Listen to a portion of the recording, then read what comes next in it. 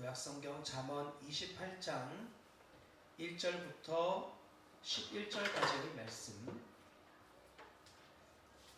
말씀을 찾으신 분들은 하나님을 경외하는 마음으로 우리 다 함께 자리에서 일어나서 한 목소리로 말씀을 받들어 봉독하도록 하겠습니다. 같이 읽도록 하겠습니다. 악인은 쫓아오는 자가 없어도 도망하나 의인은 사자같이 담대하니라. 나라는 죄가 있으면 주관자가 많아져도 명철과 지식 있는 사람으로 말미암아 장구하게 되느니라. 가난한 자를 학대하는 가난한 자는 곡식을 남기지 아니하는 포구 같으니라. 율법을 버린 자는 악인을 칭찬하나 율법을 지키는 자는 악인을 대적하느니라. 악인은 정의를 깨닫지 못하나 여호와를 찾는 자는 모든 것을 깨닫느니라. 가난하여도 성실하게 행하는 자는 부유하면서 굽게 행하는 자보다 나으니라. 율법을 지키는 자는 지혜로운 아들이요 음식을 탐하는 자와 사귀는 자는 아비를 욕되게 하는 자니라. 중한 별리로 자기 재산을 늘리는 것은 가난한 사람을 불쌍히 여기는 자를 위해 그 재산을 저축하는 것이니라. 사람이 귀를 돌려 율법을 듣지 아니하면 그의 기도도 가증하니라. 정직한 자를 악한 길로 유인하는 자는 스스로 자기 함정에 빠져도 성실한 자는 복을 받느니라. 부자는 자기를 지혜롭게 여기나 가난해도 명철한 자는 자기를 살펴 아느니라. 아멘. 작성하여 주시길 바랍니다. 이 시간 다시 한번 기도하고 하나님 말씀을 함께 나누도록 하겠습니다. 하나님, 오늘도 우리를 거룩한 예배 가운데 부르시고 하나님의 말씀과 예배의 모든 요소를 통하여 우리가 어떤 존재로 건짐을 받아 어디로 살아가야 하는 자인지를 철저하게 깨닫고 기억하는 시간으로 이 자리를 인도하고 이끌어 주시기를 간절히 기도합니다. 하나님, 오늘도 우리 한 주간의 삶 가운데 우리로서는 소망이 없고 절망뿐이며 가능성이 없음이 드러나지만 그러면 그럴수록 더욱 소망이 되신 예수 그리스도가 보여지는 은혜의 시간이 되게 하시고 우리가 아직 죄인 되었을 때 우리를 위하여 자기를 내어주신 하나님의 아들을 믿는 믿음을 굳건하게 해주시는 거룩한 시간 되어지기를 간절히 구합니다.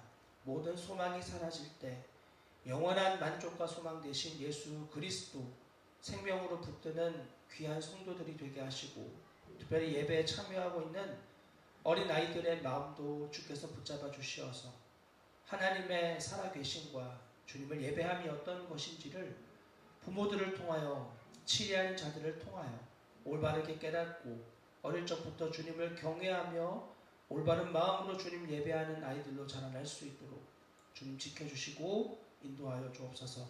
치리하는 사람들의 마음도 붙잡아 주시어 정말 죽게 하듯 온유함과 겸손함으로 아이들을 질책할 수 있도록 은혜를 베풀어 주옵소서.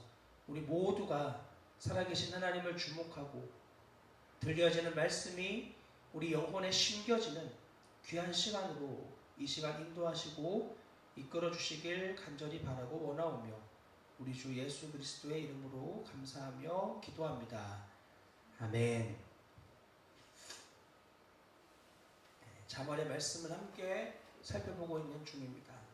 반복해서 말씀을 드리지만 모든 성경은 예수 그리스도를 증언하는 것이고 그렇기 때문에 그리스도를 통과하지 않은 성경의 해석은 얼마든지 자의적이거나 혹은 자기 만족을 위해서 쓰여지는 구절들이 되고 맙니다. 예수님 없어도 거룩하고 경건하게 살 수 있구나 하는 생각을 특히 잠언을 읽으면서 이렇게 살면 돼 하고 가지게 되는 것이죠. 하지만 성경은 우리에게 결국 그렇게 말하지 않습니다. 그리스도가 우리의 힘과 능력과 도움이 되지 않으면 여기에 적혀있는 어떤 구절도 우리의 힘으로 단 하나도 이룰 수 없다라는 철저한 자기의 깨어짐이 있어야 합니다. 그 깨어짐 가운데 주님은 우리에게 은혜를 베푸시고 비로소 내가 아닌 내 안에 생명 되신 예수 그리스도로 말미암아 이 모든 일들을 감당하는 자로 우리를 세워가십니다. 그러므로 내가 육체 가운데 사는 것은 나를 사랑하사 나를 위하여 자기 자신을 버리신 하나님의 아들을 믿는 믿음 안에서 사는 것이라. 이 믿음으로 말미암아 우리는 이 땅을 하나님 말씀으로 살아가고, 그러면 어떻게 사는 것이 믿음의 삶이냐는 것에 대해 구체적으로 알려주고 있는 내용들이 바로 우리가 살펴보는 잠언입니다. 이 내용들을 읽어보시며 정말 나는 안 되는데, 나는 불가능한데 내 안에 계신 주님은 하실 수 있다는 믿음이 우리 안에 다시 한번 확고해지는 분들이 되실 수 있길 주님의 이름으로 부탁을 드립니다.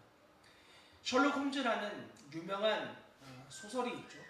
그 유명한 소설을 보면은 이 소설을 쓴 작가의 이름이 코난 도일인데, 이 사람이 한번 실험을 하게 됩니다. 당시에 런던에 있는 저명한 명사들에게 24명에게 전보를 보냈습니다. 그 전보의 내용은 이것이었습니다. 선생님, 모든 것이 탈로 났습니다. 빨리 런던을 떠나십시오. 어떤 내용도 없이 단순하게 선생님, 모든 것이 탈로 났습니다. 선생님, 런던을 빨리 떠나십시오. 라고 보낸 이 전보 때문에 굉장히 많은 사람들의 연락이 두절되는 큰 충격적인 사건이 벌어지게 됩니다.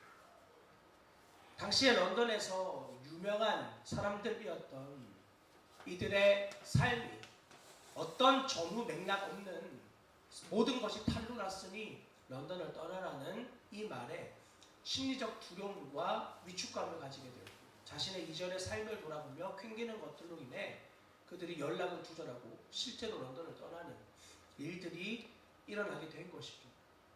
이처럼 오늘 우리가 읽은 잠언의 28장 1절의 말씀은 이렇게 시작을 합니다.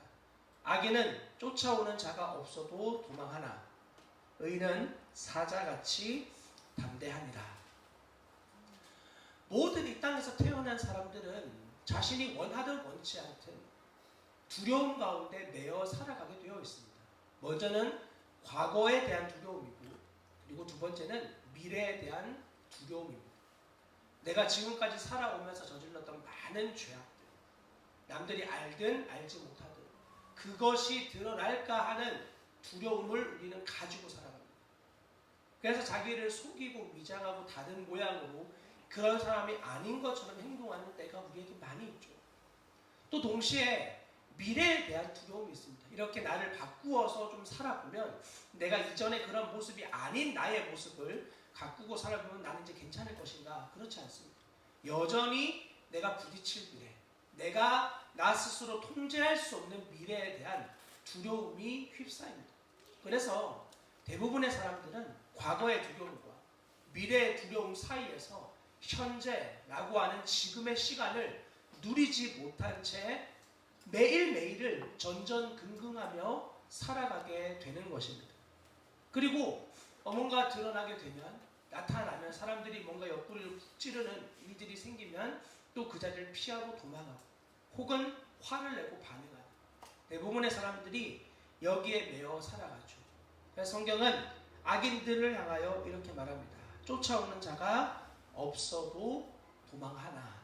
스스로 자기가 자기에게 도망치는 삶을 사는 것, 자기 자신이 두려움, 자기가 저지른 이전의 모습들이 두려움, 그런 일을 저지를 수밖에 없는 자기의 존재에 대한 두려움, 그리고 시간이 허락되어지면 그 미래에 대한 염려와 걱정에 대한 두려움, 다양한 것들이 자신이 누군가 쫓아오지 않아도 두려워하는 모습으로 살아간다고 합니다. 하지만 그에 반해 반대의 삶을 사는 사람이 있습니다. 의인입니다. 의인은 사자같이 담대하다라고 분명하게 표현을 해주고 있습니다. 여기에 나오는 사자는 전에 이야기했던 히브리어 케피르라는 단어를 쓰는데, 이것은 젊은 사자라는 뜻입니다. 용맹한. 그래서 이 젊은 사자와 같이 용맹하고 담대하다라는 말은 바타크라는 어휘를 쓰고 있는데, 이 말은 믿다라는 말에서 파생되어진 단어입니다. 그러니까 담대한 것은 무엇인가를 의지하는, 무엇인가에 대한 자신감을 갖다라는 뜻이에요. 그러니까 젊은 사자와 같이 의인은 담대하다라고 하는 것은 그가 믿는 구석이 있는 거예요. 사자의 용맹함을 우리는 알고 있지 않습니까? 초원을 다니며 자신을 덤비는, 그리고 자신의 무리들을 탐하는 다른 세력들이 왔을 때 용맹하게 싸우는, 그리고 힘이 가장 왕성한 젊은 사자와 같이 그가 믿는 구석이라고는 자기가 가지고 있는 힘이잖아. 자기가 가지고 있는 힘, 그것 앞에 자기는 담대해질 수 있는 거야. 의인은 이와 같이 자신에게 믿는 구석이 있어. 내가 이렇게 올바르게 도망치지 않고 내 자리를 지키며 걸어갈 수 있는 자신에게 믿는 구석이 있는 자, 그를 바로 의인이라고 이야기하는 것입니다. 물론 단순하게 세상에서 말하는 믿는 백그라운드 정도를 말하는 것이 아닙니다. 왜냐하면 자신의 백그라운드 되어진 세상의 어떤 사람은 결코 신뢰의 대상이 아닙니다. 여러분 기억하셔야 될 건, 여러분 주위에 있는 사람들을 여러분의 믿음의 대상으로 세우지 마십시오. 여러분 주위에 있는 사람들은 모두 똑같이 하나님 앞에서 연약한 피조물에 불과합니다. 물론 이런 말들을 핑계로 제가 여러분들께 저도 죄 지을 수 있습니다, 죄를 지을 가능성이 얼마든지 많습니다 라고 변명하고 핑계하면서 이 내용을 말하고 있는 것은 아닙니다. 그런 의미가 아니라 연약한 존재라는 것을 여러분들께 말씀을 드릴 뿐입니다. 그러면 우리는 누구를 보고 소위 실망하여 믿음이 파산되어지는 일들이 일어나지 않을 수 있습니다. 우리의 믿음의 대상은 영원히 흔들리지 않는 하나님이어야 하지, 하나님이 아닌 그가 허락하신 사람이 나의 믿음의 대상이 되는 그 순간 우리의 믿음의 근거가 주님에서부터 사람에게로 옮겨지는 많은 안타까운 결과들이 일어나게 되는 것입니다. 사람은 우리의 믿음으로 사랑해 줘야 할 대상이지 나의 믿음의 근거가 되는 존재가 되어서는 결코 안 됩니다. 그러므로 여기에 나오는 의인은 단순히 이 땅에서 자기에게 허락되어진 것들을 의지하는 것이 아니라 그 모든 것들을 허락하신 영원한 자신의 백그라운드 되어진 예수 그리스도를 의지하는 담대함입니다. 영원한 모든 것을 주관하시는 그리스도를 믿는 자, 그는 그분 앞에서 언제나 담대할 수 있는 것입니다. 그래서 주님이 허락한 상황 안에서 자신이 원하지 않는 결과가 나와도 나를 붙들고 계신 주님 안에서 안식할 수 있고 평안할 수 있고 안락을 누릴 수 있는 것은 모두 그 모든 상황을 주관하시는 하나님 때문입니다. 이 눈이 가려지게 하는 게 사단의 많은 공격들이죠. 하나님만 안 보이게 하면 끝이에요. 그러니까 신자는 하나님을 바라보는 눈이 감겨지는 순간 믿음의 나락으로 떨어지기 시작합니다. 비참하게 무너지기 시작합니다. 그러므로 우리에게 제자들이 구했던 것처럼 주님, 우리에게 믿음을 더하여 주십시오 라는 간구가 끊이지 않기를 바랍니다. 2절에 있는 말씀을 보십시오. 나라는 죄가 있으면 주관자가 많아져도 명철과 지식이 있는 사람으로 말미암아 장구하게 되느니라. 앞에 나오는 이런 악인들이 많아진, 충만해진 그러한 국가, 악인들의 죄가 넘쳐나는 국가 안에서는 우리가 역사를 통해 보았듯이 끝없는 반란과 정권의 교체들이 일어나게 됩니다. 그런 나라들 치고 국가가 잘 보존되고 민생과 치안의 안전이 잘 보존되는 곳을 만나본 적이 없습니다. 대부분 정권 교체는 민생과 대의를 가지고 이야기합니다. 그러나 그런 일들이 주기적으로 반복적으로 일어나는 나라들 가운데 국가가 큰 부강함을 누렸던 곳이 어디에 있습니까? 이제 제가 알기로 거의 역사 속에 존재하지 않습니다. 오히려 이런 분란과 내란, 이런 일들은 국가의 내부 결속에 오히려 큰 위기를 갖다 주는 경우가 훨씬 많습니다. 자, 이런 악인들의 죄가 넘쳐나는 국가들, 그런 모습들은 주관자가 많아진다라고 번역이 되어 있는데, 다른 이브리 성경의 역본들을 살펴보면 주관자가 많아진다는 역보다는 고통이 많아진다 혹은 다툼이 일어난다라는 식으로 번역을 더 올바르게 해놓았습니다. 이렇게 보시면 훨씬 더 이 의미가 분명하게 와닿습니다. 나라는 죄가 있으면 고통이 많아지고 혹은 다툼이 일어나고 라고 하듯이 처음 생겨난 악을 내버려두고 방관하고 거기에 관심을 가지지 않으면 점점 그와 같은 사람들이 너도 나도 아무 문제 없구나, 괜찮구나, 이렇게 살아도 상관없구나 라는 식으로의 국가가 체제가 전복되는 큰 위기로까지 이어질 수 있다고 성경은 말하고 있는 것입니다. 자, 그러나 의인은 어떻습니까? 이 의인의 모습을 2절은 이렇게 표현합니다. 명철과 지식을 가진 사람이라고 말합니다. 의인은 단순하게 하나님을 신뢰하는 것뿐 아니라 명철과 지식을 가지고 있는 사람입니다. 하나님을 신뢰함, 물론 여호와를 경외하는 것이 지식의 근본이 되어지는 것은 맞습니다. 그러나 그 지식의 근본이 우리의 삶을 관통하여 어느 영역 가운데에서 빛나는 명철과 지식으로 습득되어진 지식이 되어질 필요가 우리에겐 너무나 있습니다. 여러분은 각자 사회 가운데 부름받은 자들입니다. 주님이 그 자리에 여러분의 인생을 맡겨두셨습니다. 그리고 주님의 때에 여러분들에게 반드시 결산을 물어보실 겁니다. 저는 목회에 대하여, 여러분은 각자의 직장에 대하여, 우리의 가정에 대하여 발걸음을 옮긴 그곳에 대해 주님은 우리의 결산을 물어보십니다. 단순히 하나님을 경외하는, 물론 이것이 따로 떨어질 수는 없지만 하나님을 경외하며 나에게 맡겨진 일을 더 게으르지 않고 하나님 앞에 철두철미하게 일을 해나가는 지식을 구하는, 명철함을 구하는 이러한 자를 바로 성경은 의인이라고 말하고 있습니다. 그런 자들은 나라의 질서를 유지하는 일을 하게 되어집니다. 실제로 로마의 초기 기독교인들이 생겨났을 때 굉장한 핍박들이 그 시대 가운데 있었습니다. 당시에 로마는 그리스 문화를 받아들여 번성한 문화를 이루게 되었고, 그로 인해 그리스의 문화가 로마를 잠식시키는, 로마는 그리스를 집어삼켰지만 그 문화가 오히려 로마를 잠식시켜 원래 올바른 가정과 국가의 개념을 가지고 있던 로마는 하나하나 비참한 나락으로 떨어지는 결과를 겪게 되어집니다. 그 중에 가장 큰 문제는 바로 가정의 붕괴였습니다.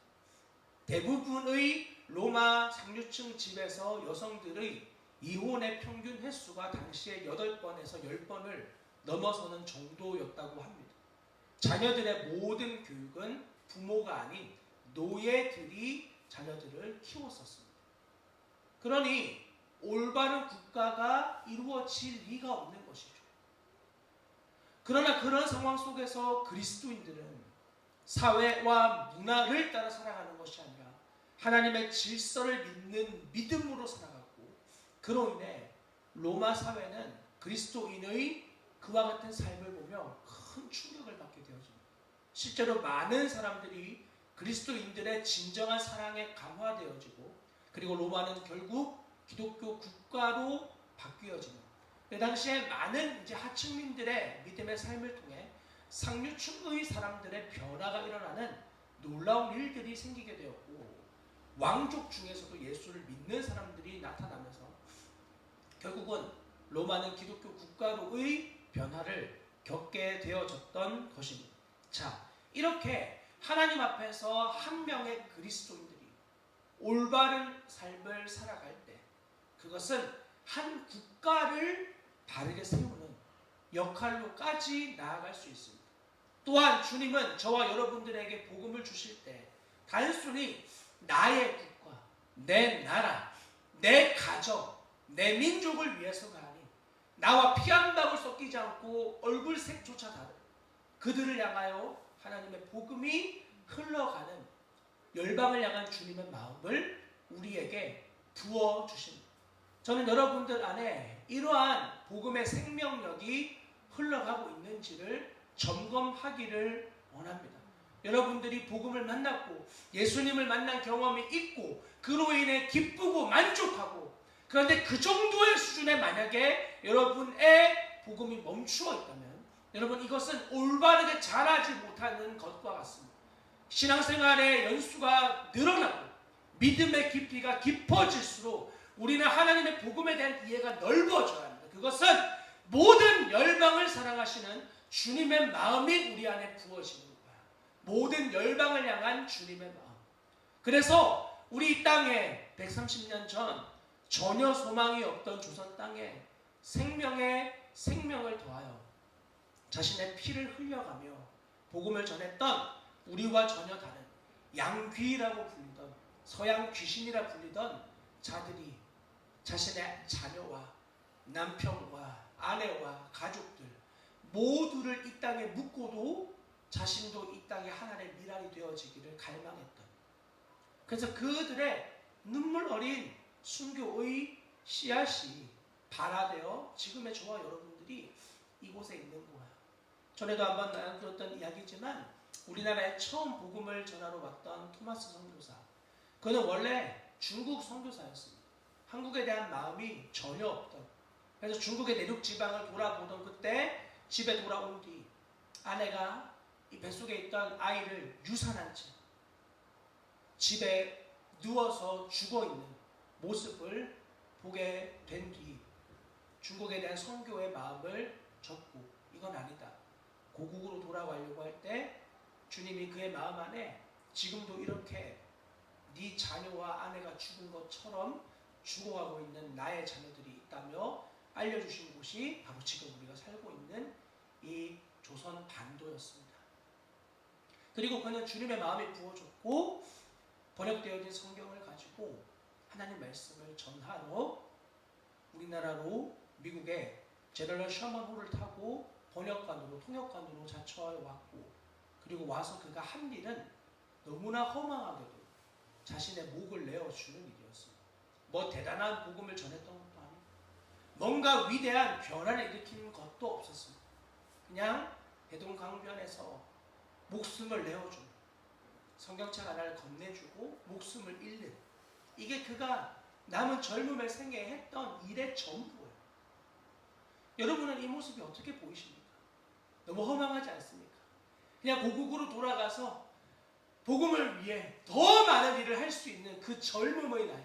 우리나라에 왔던 선교사님들이 대충 일반적인 직장을 가졌던 사람들이 별로 많지 않습니다. 의사, 벌써 남다르지 않다. 자기 고국에서 인정받는 직업을 가지고 있다. 편안할 수 있는 직업을 가지고 있다. 간호사, 이런 사람들이 우리나라로 와요. 질병에 취약한, 이 땅에 어떤 회복이 없는, 여러분 다 지금이야 너무 가벼운 질병이지만 홍역 같은 이런 질병을 치료하기 위해서 옛날에 우리나라의 사진들을 보니까요, 한 100년 전에 홍역을 치료한답시고 수두 같은 거 이런 거 치료한답시고 지푸라기로 인형을 만들어 가지고 거기 가슴에다가 큰 못을 박아놓고 그림자에다가 세워놔. 이게 홍역을 치료하는 당시의 민간 요법이었습니다. 이런 요법이 우리나라에서 지금 100년 전에 실제하던 치료법이었습니다. 그런 나라 가운데 자신과 피 한 방울 섞이지 않은 자들을 사랑하는 주님의 마음을 부어주셨고 그들이 이곳에 와서 복음을 전하는 거예요.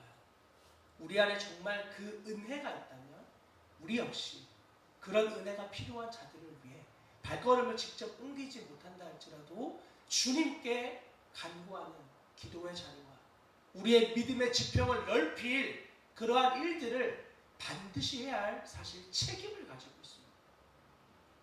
이런 복음은 반드시 흘려보낼 때에 더욱 순결해지고 깨끗해지는 특징을 가지고 있습니다. 나누면 더 커지는 특징들을 가지고 있습니다. 나만 가지고 있으면, 나만 누리면 되는, 주님은 그런 복음을 우리에게 주시지 않았습니다. 우리 사랑하는 반석중앙교회 성도 여러분, 여러분들에게 허락되어진 그리스도의 복음이 여러분을 관통하여 세계와 열방 모든 곳에까지 흘러가는 아름다운 주님의 순결한 통로들이 되실 수 있길 주님의 이름으로 부탁을 드립니다. 3절의 말씀을 보십시오. 가난한 자를 학대하는 가난한 자는 곡식을 남기지 아니하는 포구 같으니라. 여기 처음에 나와 있는 가난한 자라고 적혀 있는 히브리어는 딸림으로 되어 있는데, 여기 나와 있는 딸이라는 히브리어는 가난한, 약한, 비천한 이런 의미를 가지고 있어서 이런 자들, 비천한 자들이라는 원래 의미는 물질적으로도 사회적으로도 전혀 힘이 없는 완전한 결함의 상태의 가난함을 뜻합니다. 하지만 그 뒤에 있는 학대하는 가난한 자라고 적혀 있는 이 가난함은 깨베르라쉬라고 적혀 있는데, 라쉬라는 단어는 궁핍하다 혹은 결핍되다라는 뜻이 맞습니다. 그런데 깨베르라고 적혀 있는 이 단어는 힘센, 젊은, 그리고 힘이 절정에 다다른 사람의 의미를 가지고 있습니다. 자, 보십시오. 한쪽에 가난한 사람은 모든 것이 취약한 상황입니다. 사회적으로도 재력적으로.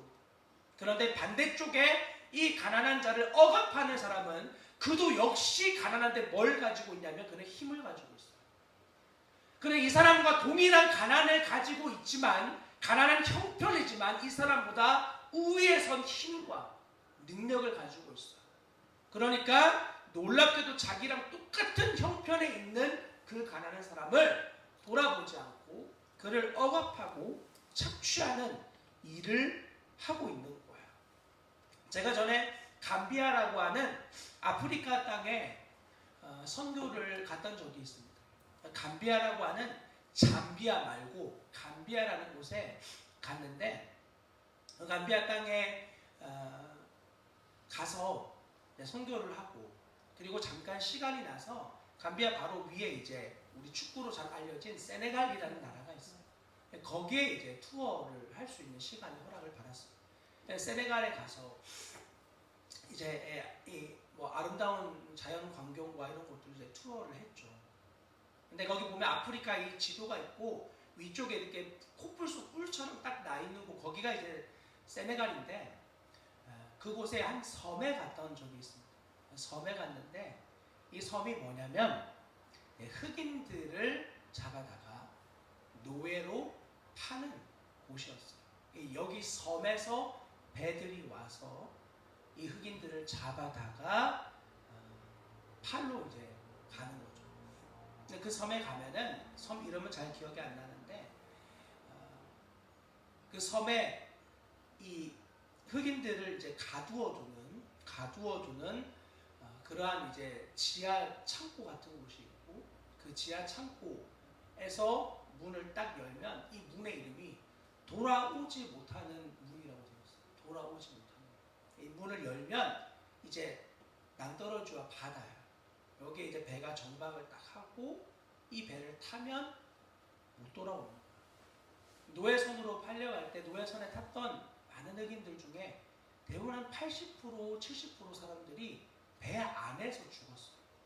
한평 움직일 수 없는 우리 군대에서 차렷 자세로 그 먼 길을 가야 돼요. 자기 옆에 또 다른 흑인이 누워있고, 어떻게 하면 이 배에 많은, 그때는 흑인이 사람이 아니었죠, 많은 물건들을 실을 수 있나를 연구해서 최적의 사람을 실을 수 있는 모양새로 그들을 실어. 거기서 대소변 다 봐야 돼요. 그러니 그런 비참한 상황에서 많은 사람들이 죽죠. 근데 제가 거기에서 굉장히 충격적인 것을 하나 보았어요. 뭐냐면 그 이제 백인들에게 흑인들을 팔아 넘기잖아. 그 중간에 팔아 넘긴 사람들이 세네갈 사람들. 그래서 백인들이 와서 영화로 봤을 땐 그들이 막 총칼 휘두르면서 다 잡아가는 이런 일 하는 줄 알았는데 아니었어. 그들이 가지고 있는 그들의 박물관에서 그들의 역사, 제가 이제 좀 의심이 가서 여기 나온 내용들 혹시 뭐 백인들이 와가지고 만든 건 아니래. 자기들이 남겨놓고 자기들이 기록해놓은 역사라고 정확하게 이야기를 해주시더라고요. 거기에 기록된 바 세네갈 사람들이 기구가 훨씬 장대하거든요. 물론 네덜란드 사람들처럼 그렇게 크진 않지만 꽤 아프리카에서 큰 키를 자랑하는, 딱 가보면 제가 거기 세네갈에서도 좀 위축이 될 정도로 흑인들이 키가 그렇게 커요. 그러니까 똑같은 아프리카라는 대륙 안에서 키가 크고 힘이 세고 그런 사람들이 어떤 일을 하냐면은 다른 부족이나 자기들보다 약한 사람들을, 그 감비아 사람들 데려다가 노예로 파는 거야. 같은 흑인들끼리. 이런 일들이 역사 가운데 많이 일어났고, 그리고 여기 나와 있는 것처럼 주님은 그런 가난한 자, 너희보다 힘이 없고 너희와 똑같은 가난을 가지고 있지만 너희보다 약한 그런 자를 학대하는 가난한 자는 곡식을 남기지 않는 포구와 같이 모든 것을 쓸어버리는 일을 겪게 될 것이다 라고 성경은 우리에게 약속을 하고 있습니다. 꼭 이처럼 그들만의 비판할 수 있는 내용이 아니죠. 우리 역시도 똑같은 형편에 있는 상황 안에서 나와 똑같은 형편을 가지고 있는데 내가 그보다 조금 더 낫다는 그거를 붙잡고 그 사람을 괄시하거나 억압하거나 이런 일들이 우리의 삶 안에서도 얼마나 많이 일어나나 몰라요. 4절 보십시오. 율법을 버린 자는 악인을 칭찬하나 율법을 지키는 자는 악인을 대적하느니라 라고 되어 있습니다. 여기서 버린다라는 단어는 오츠베라는 히브리어를 쓰는데 의도를 가지고 떠나거나 포기하는 거예요. 버리는 건 어쩔 수 없이가 아니에요. 의도를 가지고 떠나거나 포기하는 상태예요. 그런데 그렇게 율법을 의도를 가지고 떠나거나 포기하면 어떤 일이 일어나냐면 악인을 칭찬한다 라고 되어 있는데 정확한 히브리어는 예 할렐루 라샤라고 적혀 있습니다. 예 할렐루 라샤, 즉 악인을 찬양한다는 거예요. 악인을 송축하고 악인을 자랑한다는 거죠. 내가 율법을 의도적으로 포기해버리거나 의도적으로 떠나버리는 순간 다양한 이유가 있을 수 있어요. 하나님 말씀을 떠나고 싶은 다양한 이유가 있는데 어떤 이유든지 간에 그것을 딱 붙잡고 말씀을 떠나겠다. 떠나기로 마음을 딱 먹는 순간 우리의 눈이 어떻게 되냐면 악을 저지르는 사람들을 찬양하기 시작해요.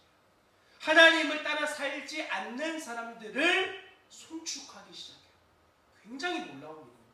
자신이 하나님 말씀을 딱 떠나는 순간 곧바로 악한 자들을 이전에 그렇게 비판하고 판단했던 그들을 같이 칭찬하고 노래 부르는, 왜냐하면 이제 존재가 딱 같아졌기 때문이죠. 그러니까 이 할렐루 라샤, 악인들을 송축할지어다. 하나님의 율법을 딱 떠난 순간 자신의 오름이 작동되어지기 시작해요. 내가 지금까지 왜 이렇게 비참하게 살았지? 한 번은 대구에서 복음을 만나고 자신의 모든 것을 다 이제 멈춘 뒤 공동체를 하면서 사시는 목사님을 만난 적이 있어요. 고물상을 하면서 거기에서 고물상에서 이제 먹고 살면서 청년들을 데려다가 교육을 하고 뭐 주님 하신 일들을 막 나누는 도전이 되어지는 그런 시간을 가졌죠. 한동안 연락이 좀 뜸해졌어요. 그리고 나중에 이제 SNS 공간에서 이분을 만나게 됐는데 이분이 그 당시에 이제 가상화폐를 해가지고 돈을 꽤 많이 번 것 같았어요. 그래가지고 그때부터 놀랍게도 믿음을 딱 버리고 치워버리고 그리고 자신이 그토록 힘들게 돈을 붙잡으면서 자기에게 이런 믿음을 도전을 주었던 많은 사람들과 단체들을 입에 담을 수 없는 많은 욕들을 그 공간에 계속 올리는 거야. 무슨 일이 있나 하고 보니까 이런 일들이 있었어요. 사실 더 이상 이제 목사도 아니고 나 목사라고 부르지 말고 목사 아닌 예수 예자도 나한테 꺼내지 말라고 이런 식으로 반응을 하면서 그런 믿음의 공동체와 단체들과 사람들을 이제 입에 담을 수 없는 말로 욕합니다. 정말 여기 나와 있는 표현 딱처럼 악인을 향해서 할렐루야 찬양을 받으실 분은 주님이신데 자신이 주님의 길을 딱 벗어나는 순간 주님을 찬양하고 싶지 않고 찬양해서도 안 되는 거예요. 그러니까 자신과 같이 살아가는 가치를 가지고 있는 악한 자들을 찬양하고 그들을 높이는 일을 하는 사람들을 본 적이 있어요. 우리에게도 마찬가지입니다. 우리에게도 이 4절 하반절에 나와 있는 것처럼 율법을 지키는 자는 악인을 대적한다고 적혀 있는데 하나님 말씀을 치열하게 붙잡고 싸워내는 적극적으로 악을 대적하지 않으면 여러분 우리 안에 반드시 이와 같은 악인들을 찬양하는 습성이 터져 나올 수 있습니다. 굉장히 위험해요. 적극적으로 악과 싸우는 거야. 이트까루라고 적혀 있는데 싸움다, 법적으로 가다 라고 하는 의미를 가지고 있는 단어예요. 아니 딱 대놓고 그거 아니야, 잘못된 거야, 적극적인 방향으로 믿음의 태세를 취하고 이 악과 싸우기로 작정한 자. 여러분, 이런 적극적인 태세만이 여러분 안에 밀려오는 수많은 악을 찬양하고 싶고 잘못된 것을 높이고 싶은 열망을 벗어나게 해주는 유일한 길입니다. 그래서 말씀에 순종한다라는 것은 먼저는 악과 싸우는 거예요. 이 세상의 모든 불의한 것, 잘못되어진 것, 올바르지 않은 것들과의 싸움을 하기로 작정하고 믿는 게 예수 믿는 거예요. 예수 믿는 건 세상에서도 기쁘고 나도 기쁘고 주님도 기쁘고 그럴 수 없어요. 그런 삶이 우리에게 허락되지 않아요. 세상과 싸우기로 작정하는 거예요. 거기다 대고 뭐 나는 이제 더 이상 세상에 발 딛고 사는 사람 아니다, 다 혐오하고 미워해라, 이런 의미가 아닙니다. 세상의 가치관, 하나님 진리에 맞지 않는 소리들에 대한 자신의 올바른 진리의 소리를 내기로 결단하는 거예요. 데이비드 플랫이라는 유명한 미국의 목사님 계시죠. 레디컬이라는 책을 통해서 우리에게 잘 알려진 이분이 쓴 신간에서 이런 내용이 있었습니다.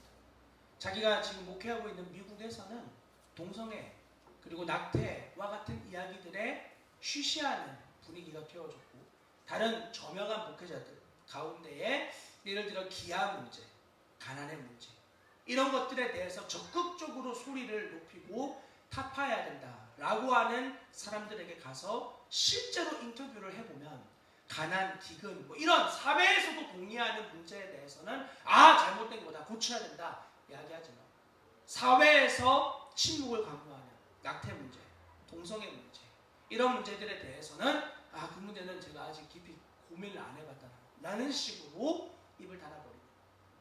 이런 것들이 악과 싸우기를 멈추는 거예요.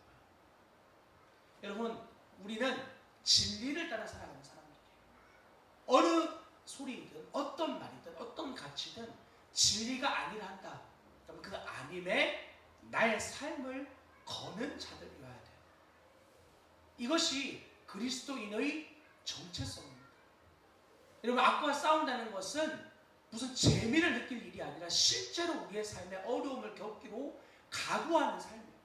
여러분, 지금 당장에 나아가 세상에서 동성애에 대한 성경적인 가치를 가지고 이야기해 보십시오. 여러분들에게 정상적이라고 혹은 여러분에게 칭찬해주는 사람이 더 많을지, 아니면 돌을 들어 던질 사람이 더 많을지. 우리나라에서는 뭐 그런 강한 압력이 없을 터이니 차갑고 냉혹한 눈빛으로 여러분들을 대할 가능성이 더 많은 세상이라는 걸 이제 아시잖아요. 그러기로 작정하는 거예요. 주님이 허락하실 때, 주님이 허락한 상황 안에서 주님의 진리를 분별하게 전할 사람, 그렇게 주님이 저와 여러분들을 그 자리에서 하나님을 올바르게 전하라고 여러분들을 그곳에 세워두십니다. 이렇게 악과 담대하게 싸우기로 믿음의 태도를 결정하시길 바랍니다. 자, 그러면 어떻게 되는가? 9절을 보시면은 사람이 귀를 돌려 율법을 듣지 아니하면 그 기도도 가증하니라. 자, 여기 나오는 돌이키다라고 하는 말 역시 메시르라고 적혀 있는데 의도적인 거역, 의도적인 길에서 벗어남이에요.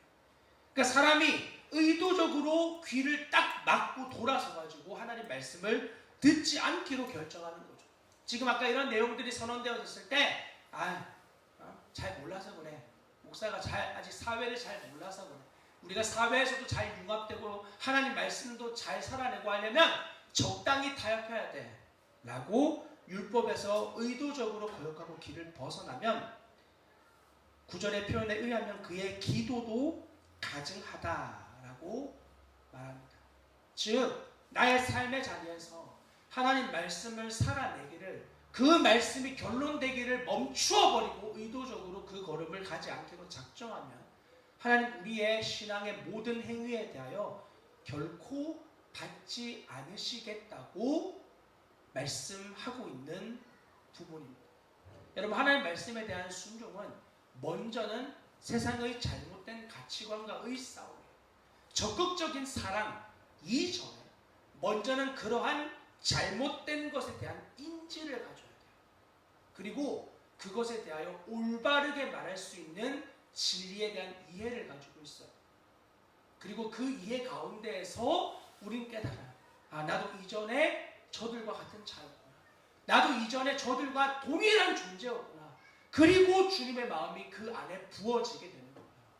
여러분, 이렇게 우리의 예배 시간에서의 거룩이 여러분의 삶의 자리에서 또한 거룩으로 나타나 삶의 치열한 믿음의 싸움이 오늘 이 주일의 예배 가운데에서 하나님의 위로와 주님이 우리를 향하여 참 잘했다, 착하고 충성된 종아 말씀하시는 은혜가 우리 안에 부어지는 예배의 시간이 되어지길 바랍니다. 자, 5절입니다.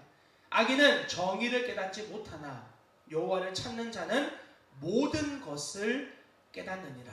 악인은 정의를 깨닫지 못해요. 전에 하버드에서 강의를 했던 유명한 책의 제목, 정의란 무엇인가? 라는 이야기. 거기서 말하는 정의는 성경이 말하는 정의와 같지 않아요. 결국 그 정의의 분명한 선이 없는, 각자가 소견이 옳은 대로 정의를 이야기하는 그런 정의를 성경은 말하지 않습니다. 미슈파트라고 적혀있는 이 정의는 결정, 판결을 의미합니다.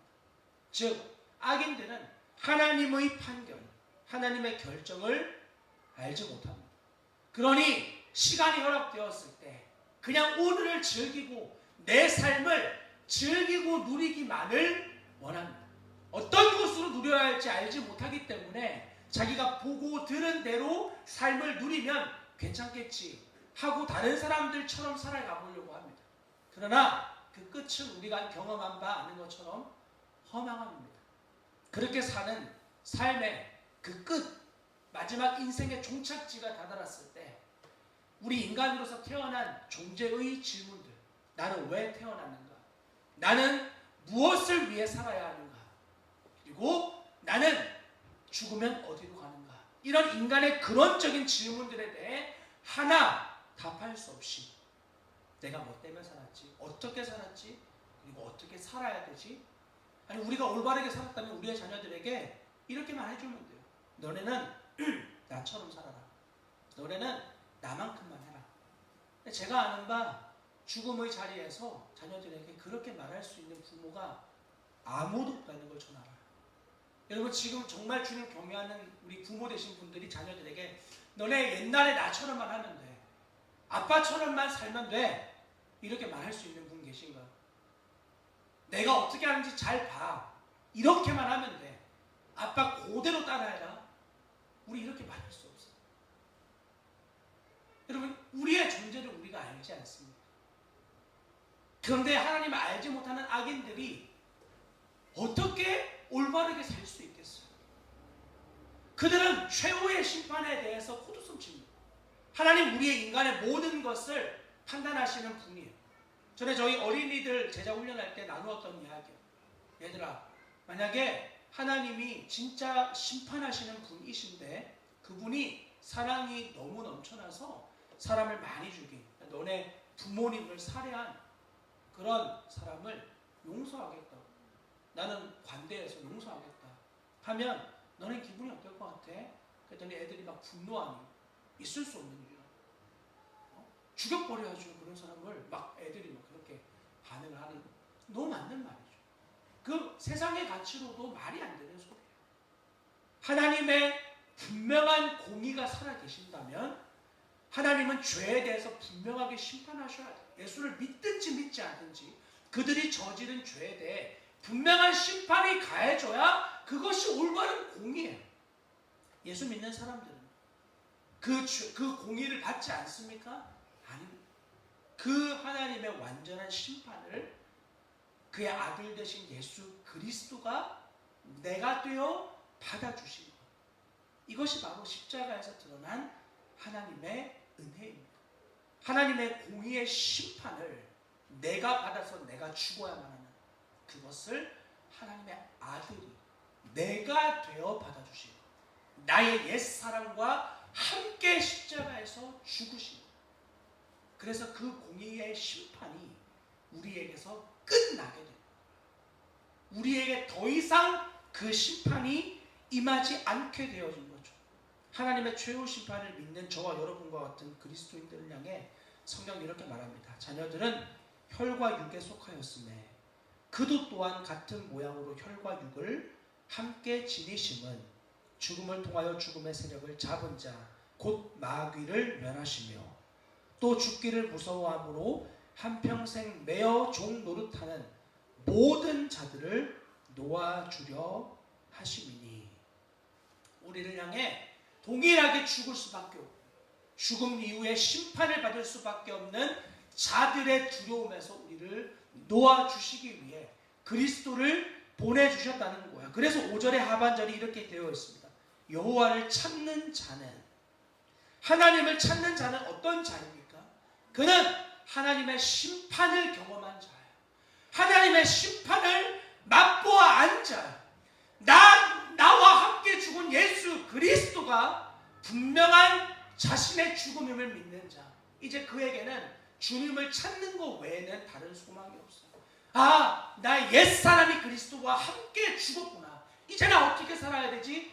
매 순간 내 안에 계신 그리스도를 믿는 믿음, 그분을 항상 바라보고 항상 찾아요. 여러분, 나의 힘으로 견딜 수 없는 상황, 나의 힘으로 이겨낼 수 없는 환경 안에서 여러분은 주님을 찾으십니까? 습관적으로 아우 주님! 이렇게 화를 내는 것 말고, 많은 그리스도인들이 주님! 그러면서 화를 내요. 마치 외국에 가면은 영어로 욕인데 지저스라고 말하는 거랑 똑같은 거야. 예수 잘 믿는 사람들인데 주여! 이러면서 화를 내고, 아 예수님! 짜증을 내고, 단어는 예수님인데 나의 짜증과 원망의 대상이 예수님이 되어져 버린 거야. 똑같은 거야. 그 주님을 찾는 게 아니에요. 그 주님을 찾는, 하나님을 경홀히 여기는 거지 주님 찾는 게 아니에요. 주님을 찾는다는 건 그 상황 안에서 그리스도를 바라보는 거예요. 예수 그리스도를 의식하는 거예요. 어떤 거죠?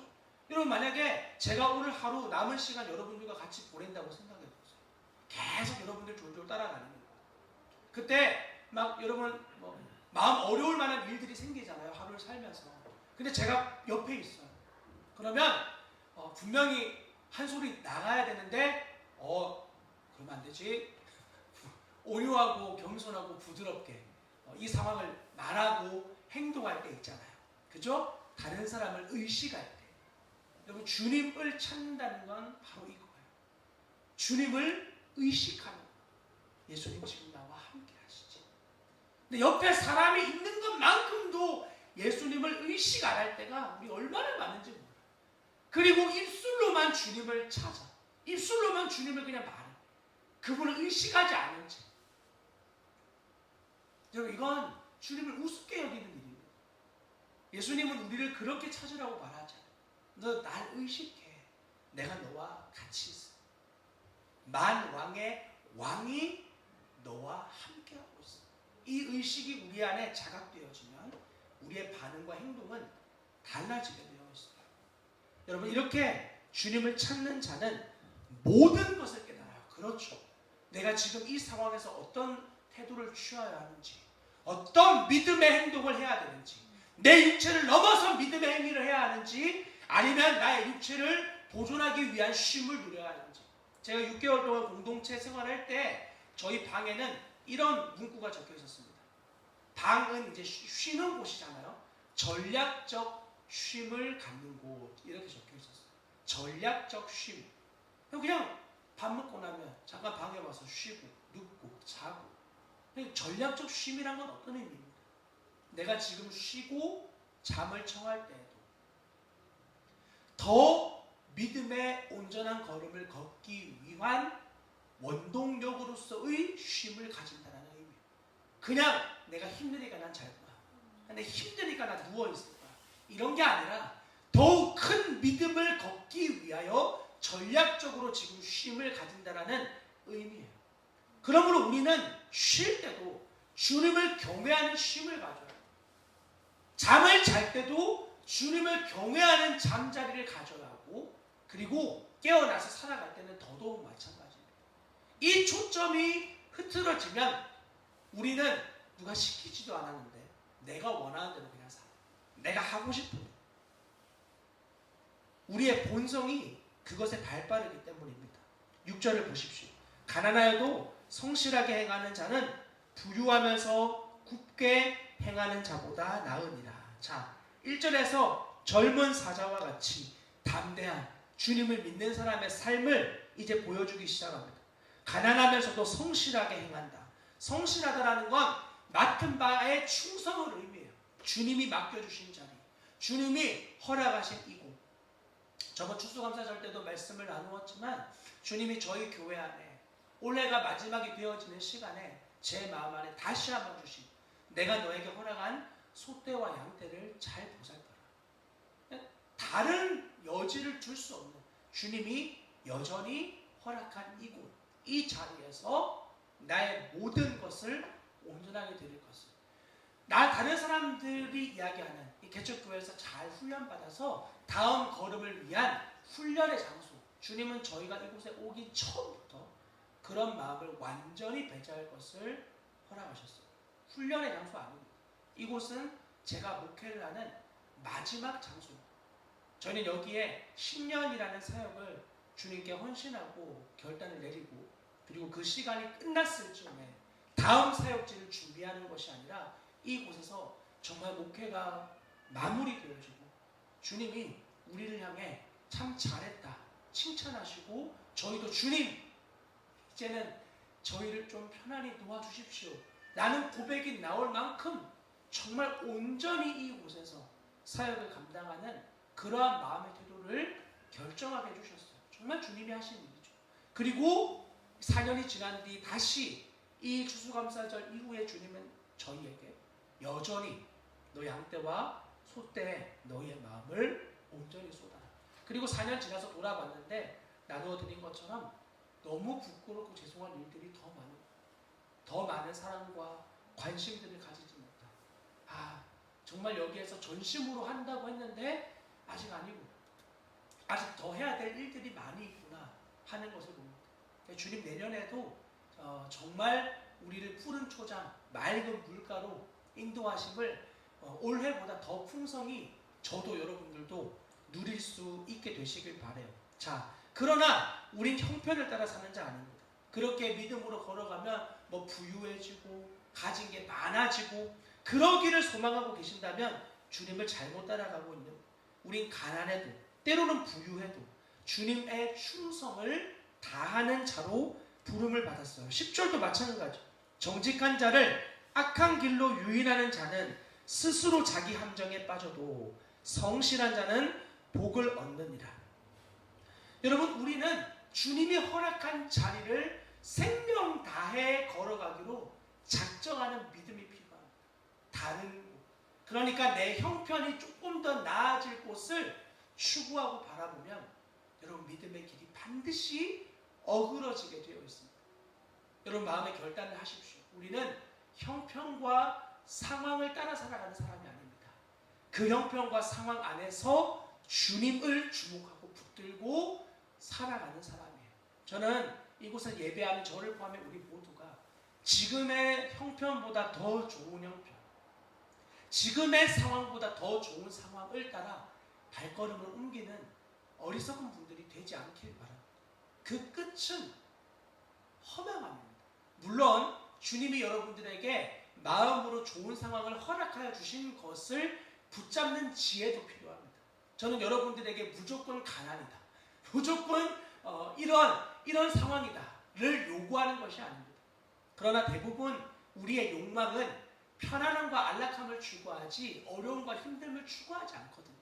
그런 의미에서 거의 주님의 뜻이 우리의 힘듦을 수반할 때가 많은 게 그런 이유 때문인 것이죠.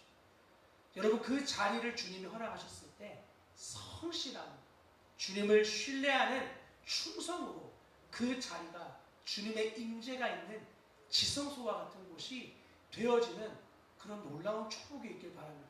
아무것도 없어 보이는 곳인데 그곳에 하나님의 임재가 있어요.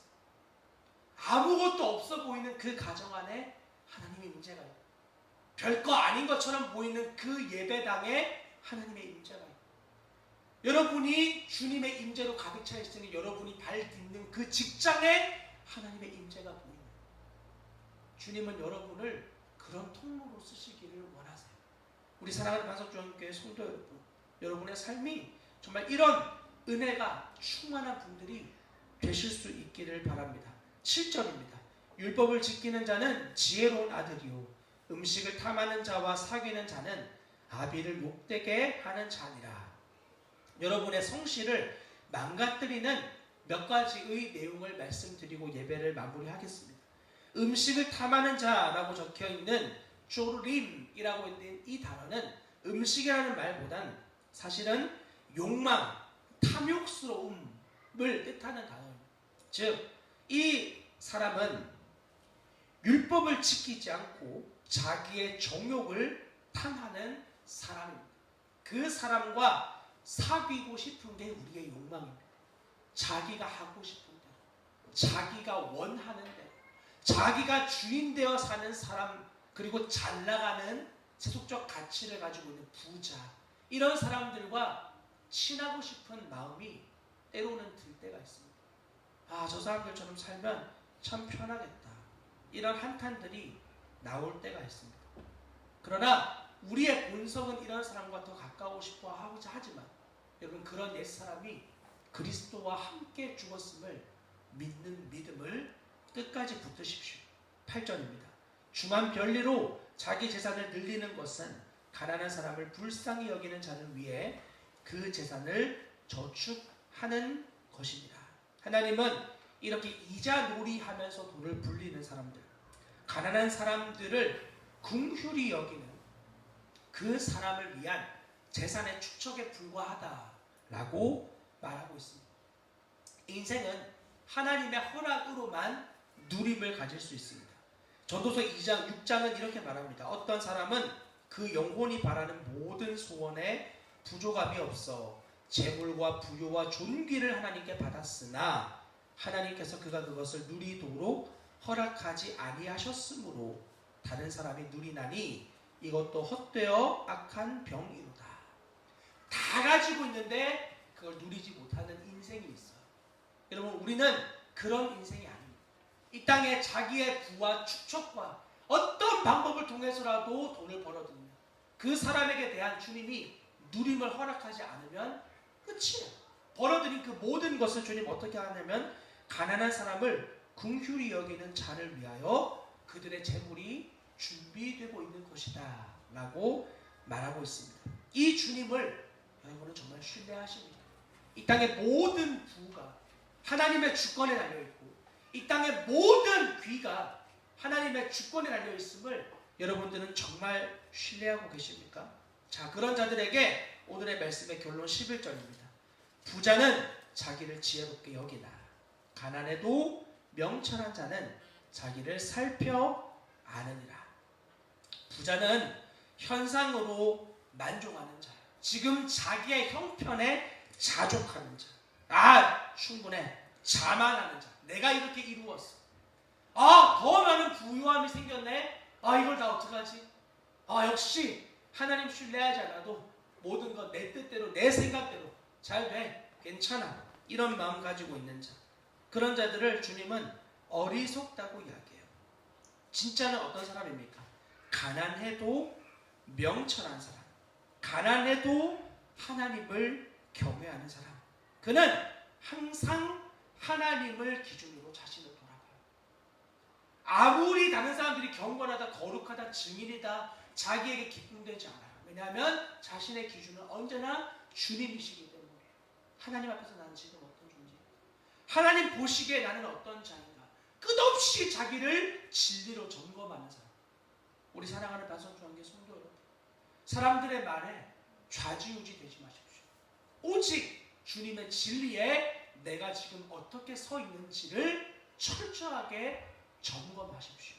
그리고 그 점검을 통하여 여러분의 형편과 상황이 어떻게 되어지는지 한 가지를 기억하십시오. 주님이 여러분을 반드시 책임진다는 것을, 이것을 신뢰하고 믿고 살아가는 사람이 바로 그리스도인입니다. 오늘 예배에 참여한 저와 여러분 모두가 이 주님을 다시 한번 의식하는 한 주간의 삶을 온전히 살아내시는 분들이 되실 수 있기를 주님의 이름으로 간절히 부탁을 드립니다. 기도하도록 하겠습니다. 하나님, 우리를 긍휼히 여겨주십시오. 내 육체의 욕망과 세상의 가치대로 살아가며 하나님을 자각하지 않는 우리를 불쌍히 여기시고 다시 한번 내가 무엇을 의식하고 무엇을 따라 살아가야 하는지를 철저하게 깨닫고 세상의 가치, 세상에서 얻을 수 있는 그런 것 아닌 영원한 가치, 영원한 생명 예수 그리스도를 붙들고 살아가는 믿음의 삶을 우리로 끝까지 살아가게 도와주십시오. 우리의 형편이 어떻게 되어지는지 주님이 이 모든 것을 책임지심을 믿는 믿음을 우리에게 더하여 주십시오. 하나님, 그래서 이 땅에서 세상 가운데 하나님 지금도 살아 계심을 분명하게 보이는 하나님의 통로로 우리 인생을 마음껏 사용하여 주시기를 간절히 바라고 원하오며 우리 주 예수 그리스도의 이름으로 감사하며 기도합니다. 아멘. 우리 다 함께 자리에서 일어나서 결단의 찬송 54장을 부르시며 준비하신 예물 하나님께 드리도록 하겠습니다.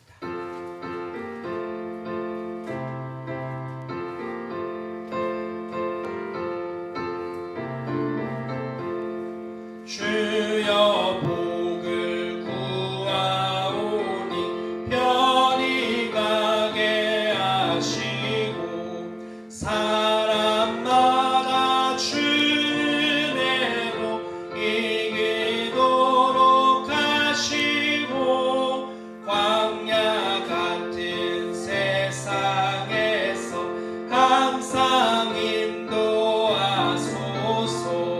주의 복된 말씀 듣고 무한 감사합니다.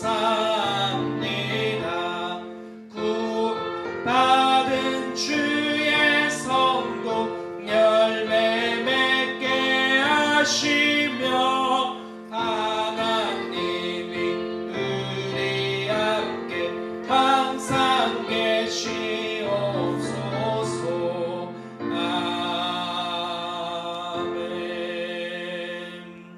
드리신 예물을 위해서 먼저 기도하도록 하겠습니다. 하나님, 주님 앞에 성실하게 정직하게 충성되이 행하여 우리에게 허락받은 이 물질을 주님으로부터 받은 것으로 믿음으로 결단하여 가지고 온 주의 사랑하는 성도들을 축복하여 주십시오. 하나님, 이렇게 매 순간 하나님을 경외하는 자들을 기억하시고 하나님 앞에 올곧이 살아가는 그들의 삶을 마음껏 축복하셔서 주님을 믿는 믿음의 삶이 얼마나 풍성하고 얼마나 넉넉한지를 재물에 어떠한 것 상관없이 상황에 어떠한 것 상관없이 얼마나 풍요로운지를 세상으로 보아 알 수 있는 믿음의 통로로 우리의 인생을 사용하고 축복하여 주시옵소서. 이 물질이 흘러들어가는 많은 곳들을 주님 기억하여 주시고 주님 그들의 이 공급을 통하여 주님이 보내시는 것임을 기억하며 하나님 앞에 정직히 이 물질을 사용하는 자들이 되게 해주시기를 또한 간절히 기도합니다. 하나님, 그리고 이 물질이 하나님 앞에 정직하고 온유하고 깨끗하고 투명하게 쓰여질 수 있도록 날마다 간섭하여 주시고 드리는 자 받는 자 모두가 주님을 주목하고 경외하는 아름다운 수단과 통로로 이 물질이 온전히 쓰여지게 하여 주시옵소서. 이제는 우리 주 예수 그리스도의 크신 은혜와 하나님 아버지의 무한하신 사랑과 성령의 교통하심이 오늘 예배에 참여하여 매 순간 주님을 자각하고 의식하고 상황과 환경에 따라 움직이는 믿음이 아니라 끝까지 부르신 주님만을 의지하는 믿음으로 이 한 주간을 살기로 결단한 사랑하는 주의 백성들의 머리 위에와 그들의 삶의 모든 자리 가운데 이제부터 영원토록 함께 계시기를 간절히 축원하옵나이다. 아멘.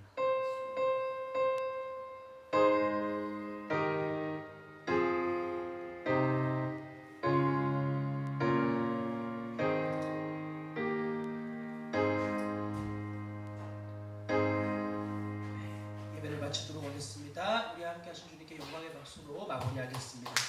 아멘. 끝내겠습니다. 함께 교제하시고 식사하시도록 하겠습니다.